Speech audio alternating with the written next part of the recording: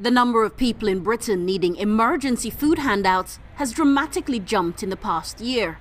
350,000 people turned to food banks for help in 2012.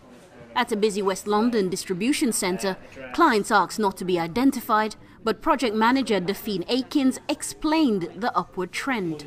We have seen a big increase here in our Hammersmith and Fulham Food Bank. We've doubled the numbers that we fed last year, but nationally Trussell Trust statistics also show that the numbers of people coming have increased dramatically.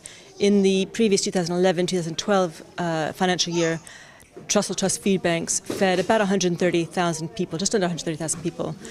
This past financial year just ending fed almost 350,000 people. Charities like the Trussell Trust, the largest provider of food banks in the UK, with 345 established centres, say a further 400 to 600 more are needed to cope with the expected demand. Every family who comes into one of their centres is given 3 days' supply of dry goods, including pasta, rice and tin products. The projects are staffed by volunteers. We have a supply of food here, which has been donated to us by the public through supermarket food collections. Churches, schools, individuals donate food to us. We store the food, and then when clients are referred to us using one of our red food bank vouchers, we distribute the food to them.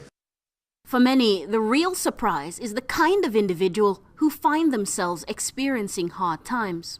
These are ordinary British people, these are families, people who've just basically run out of money, and this could be a combination of things, from the fact that food prices are going up, bills are going up, fuel's going up, and people aren't getting paid anymore. There's a lack of decent, secure, full-time jobs, and there's also a lot of changes to the welfare system, which means people are literally being left with nothing, and there's no safety net to catch them.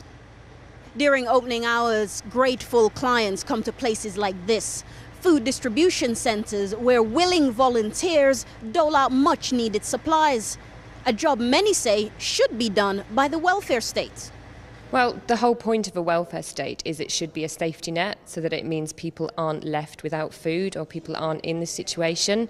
And what we're seeing is that the safety net that welfare was supposed to provide is obviously failing if people are falling through the system and having to be fed by charities and churches rather than having enough money to be able to buy food. There is the fear that welfare reforms will leave many more in dire straits. But the Department of Work and Pensions insists the benefit system provided a safety net for essentials. Many of those relying on the food banks would strongly disagree. Amina Taylor, Press TV, London.